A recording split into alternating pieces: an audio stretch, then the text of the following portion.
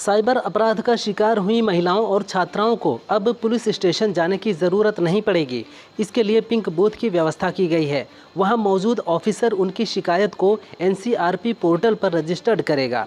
ज़रूरत पड़ी तो वहीं से संबंधित थाने को प्रार्थना पत्र देकर पीड़ितों की रिपोर्ट दर्ज कराकर FIR की कॉपी भी मुहैया कराएगा। महिलाओं की सुविधा के लिए लखनऊ के 99 पिंक बूथों पर 133 ऑफिसरों की तैनाती की गई है।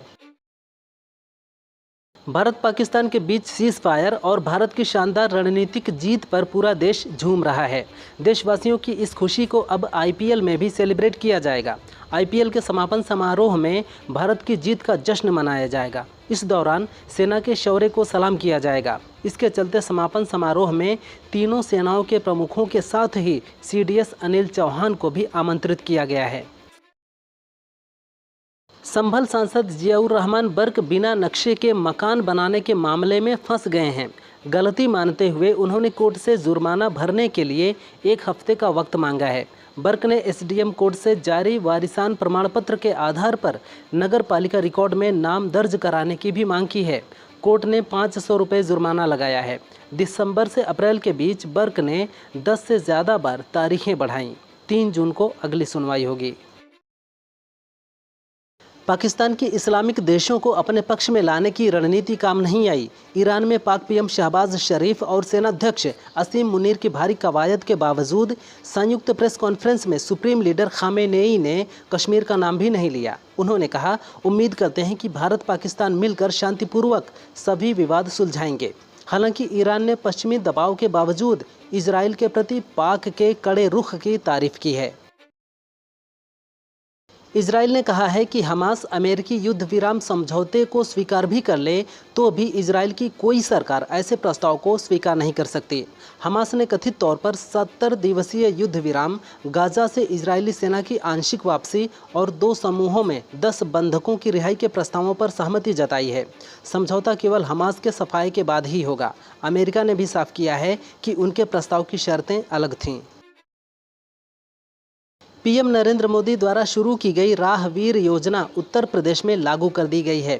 इस योजना के तहत सड़क हादसों में घायलों की मदद करने वालों को सरकार प्रोत्साहन राशि देगी। यदि कोई राहगीर सड़क हादसे में घायल व्यक्ति की मदद करता है और उसे अस्पताल पहुंचाता है तो उसे 25,000 रुपये का इनाम दिया जाएगा। सहारनपुर से कांग्रेस सांसद इमरान मसूद के बयानों के बाद यूपी में सपा कांग्रेस गठबंधन के बीच तनाव देखने को मिल रहा है। इमरान मसूद ने सपा के गठबंधन को लेकर सवाल उठाए हैं। मसूद ने कहा, 2027 के विधानसभा चुनाव से पहले हमें सपा के साथ गठबंधन को परिभाषित करना होगा। अब ये नहीं चलेगा कि सपा तय करे हम कौन सी सीट पर चुनाव लड़ेंगे। बीजेपी का अगर कोई मुकाबला कर सकता है तो वो सिर्फ कांग्रेस है।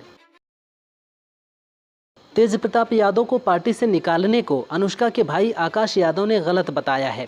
वहीं बहन के साथ वायरल फोटोज पर कहा कि इस पर तेज प्रताप ही सही जवाब देंगे। मेरी बहन के सम्मान पर हमला किया जा रहा है। अनुष्का मेरी छोटी बहन है और उसका जो भी फैसला होगा मैं एक बड़े भाई का फर्ज निभाऊंगा। लालू यादव के घर में बाहर के लोगों ने सेंधमारी की है। साथ ही पूछा कि तेज सामने क्यों नहीं आ रहे हैं। दिल्ली सरकार ने 1984 के दंगों के पीड़ित सिख परिवारों के 125 लोगों को नौकरी दी है। CM रेखा गुप्ता ने कहा, सरकार पीड़ित सिख परिवारों के साथ खड़ी है। कांग्रेस और आम आदमी पार्टी की पिछली सरकारों ने कभी भी उन लोगों के अधिकार नहीं दिए। इससे पहले PM मोदी ने पीड़ित परिवारों को 5-5 लाख रुपए सहायता राशि दी थी। अब प्रधानमंत्री के मार्गदर्शन में ही नौकरियां दी जा रही हैं।